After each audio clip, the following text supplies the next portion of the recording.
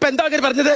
എന്റെ മോളെ ഇവൻ ബംഗാളികൾക്ക് ഫുഡ് ആൻഡ് അക്കോമഡേഷൻ കൊടുക്കാൻ പോണത്. Food and accommodation.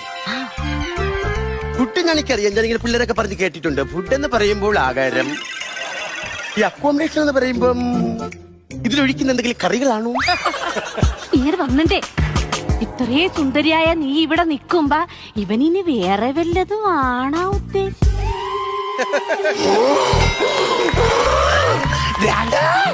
ഞാൻ കോളേജിൽ പഠിക്കുന്ന സമയത്ത് റോഡുകളിലൂടെ നടന്നു പോകുമ്പോ ചെറുപ്പക്കാരന്റെ മുഖത്ത് നോക്കും, പക്ഷെ നോ അക്കോമഡേഷൻ.